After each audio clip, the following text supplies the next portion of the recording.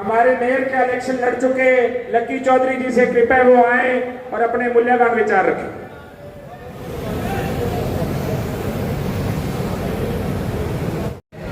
धन्यवाद करता ਅਤੇ ਸਾਰਿਆਂ ਨੇ ਇੱਕ ਸ਼ੋਰਟ ਨੋਟਿਸ ਤੇ ਪਹੁੰਚ ਕੇ ਇਹ ਸਿੱਧ ਕਰਤਾ ਕਿ ਸਾਰਾ ਯੂਥ ਦਿਗਵਿਜੇ ਸਿੰਘ ਜੀ ਚੌਟਾਲਾ ਅਤੇ ਬਸੰਤ ਚੌਟਾਲਾ ਜੀ ਦੇ ਨਾਲ ਹੈ। ਤੁਸੀਂ ਮੈਨੂੰ ਇਸ ਮੰਚ ਤੋਂ ਬੋਲਣ ਦਾ ਮੌਕਾ ਦਿੱਤਾ, ਬਹੁਤ ਬਹੁਤ ਧੰਨਵਾਦ। Thank you. युवा योद्धा की शुरुआत सरसा से हुई है और पूरे प्रदेश भर में इसी तरह युवा को जागरूक कर युवा की इस लड़ाई को 13 मार्च तक जननायक जनता पार्टी की युवा इकाई लेकर चलेगी।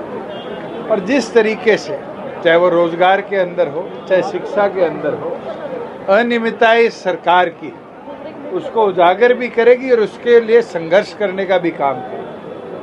पिछले दिनों आपने अपराध की स्थिति देखी है। आज प्रदेश के अंदर व्यापारी हो, यूट्यूबर हो, बिजनेसमैन हो, पॉलिटिशियन हो, कोई सुरक्षित नहीं है। और तो और अब तो रोहतक के अंदर एक डॉक्टर को उसका हॉस्पिटल बेचने के लिए की धमकी आने लगी। इस तरह की व्यवस्था जिस प्रदेश में हो प्रगति नहीं कर रहा बल्कि उसका बद से बदहाल हालत बनाने का सरकार काम कर रही है। आज CDLU के अंदर 18 नौकरियां नए वाइस चांसलर ने अपने चहितों को दी और अब उन्हीं लोगों के लिए इश्तिहार अखबार में निकाल दिया कि उनको बैकडोर से रेगुलराइज कर दिया जाए।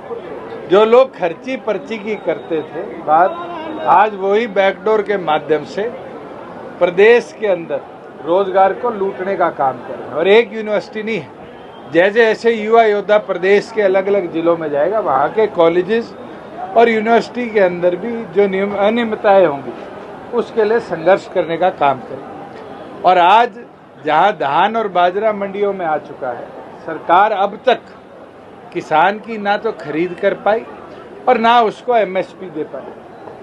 पिछले दिनों फ्लड से जो 18.5 लाख एकड़ प्रभावित हुआ था, अभी तक सरकार 1 रुपया भी मुआवजे के तौर पर उन किसानों को नहीं दी। ऐसी दुर्गति तो मैंने हरियाणा प्रदेश के आज से पहले नहीं देखी कि सरकार मुआवजा देने से बचने के लिए किसानों की गिरदावरी को भी डिले कर देती।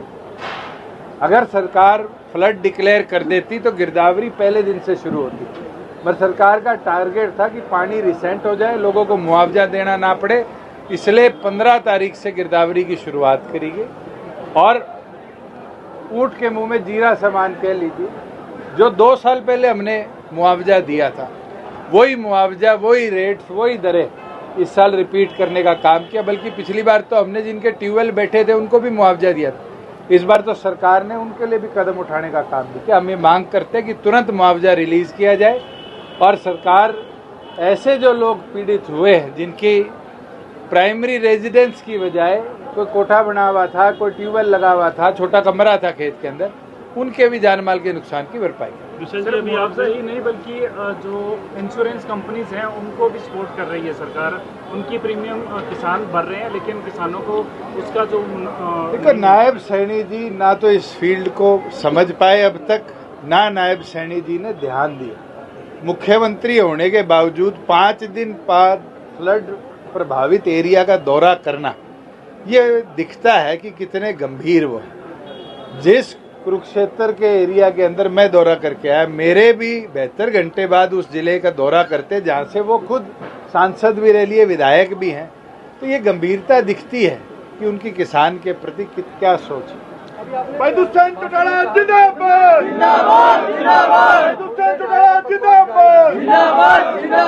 तो प्रदेश की साफ स्थिति है।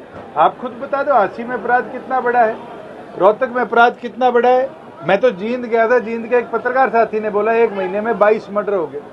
तो आज तो फिर गुंडे नायब है और मुख्यमंत्री और उसकी पुलिस गायब है। प्रदेश की law and order situation clear है और मैंने कहा ऐसा कोई वर्ग नहीं बचा। और थोड़े दिनों में ये जो ठेले वाले हैं या जो कोई छोटा मोची का और काम चलाते हैं, इनसे भी फरोतियां मांगने लग जाएंगे लोग। किशन जी, अगर इस तरह की हालात रही तो प्रदेश बद से बदहाल हो जाए। किशन जी, जिस तरह से आप कह रहे हैं अपराध बढ़ रहा है, नौकरियां नहीं है, सरकार तो बेफिक्र है, आपको क्या लगता है जो वोट चोरी का राहुल गांधी आरोप लगा रहे हैं? देखिए, गंभीर आरोप है और अब सुप्रीम कोर्ट ने भी कह दिया कि अगर SIR में एक भी गलती पाई गई तो पूरी प्रक्रिया को कैंसिल कर दिया जाएगा। तो बहुत बढ़िया शब्दावली माननीय सुप्रीम कोर्ट ने यूज करी है। अब तो इलेक्शन कमीशन के ऊपर ओनस आ चुका कि वो क्लियर करे कि SIR ठीक करिए, 60 लाख वोट ठीक कटे। ऐतिहासिक युवा योद्धा कार्यक्रम की सिरसा जिले के प्रत्येक कार्यकर्ता को, सिरसा जिले के नौजवान युवा साथियों को तहे दिल से बधाई देता हूं। हमें अनुमान नहीं था कि इतनी बड़ी संख्या में लोग आएंगे। हमने जो मंडी का शेड लिया, मुझे अब ये इल्म होता है कि इससे दुगनी जगह होनी चाहिए थी। मैं प्रत्येक व्यक्ति, प्रत्येक नौजवान जिस जोश उत्साह से आज पार्टी के प्रति यहाँ पर उत्साह दिखाते हुए और सरकार के प्रति जो सरकार ने वादा खिलाफी की उसके प्रति अपनी नाराजगी दिखाते हुए जो यहाँ आया, मैं उन सब लोगों का तहे दिल से धन्यवाद करता हूँ। ये शुरुआत है, अगला कार्यक्रम कैथल में होगा, उसके बाद ये कारवा जो है पूरे प्रदेश के हर जिले में जाएगा। 13 मार्च को इसका समापन होगा और उस दिन सर्व हरियाणा ऐतिहासिक युवा योद्धा कार्यक्रम जो है पूरे प्रदेश का होगा, जिसमें लाखों प्रदेश के युवा जो इस मुहिम से जुड़ करके हमारे साथ चल रहे हैं, वो उस दिन एक आवाज के अंदर प्रदेश की सरकार के सामने चुनौती बन सकते हैं।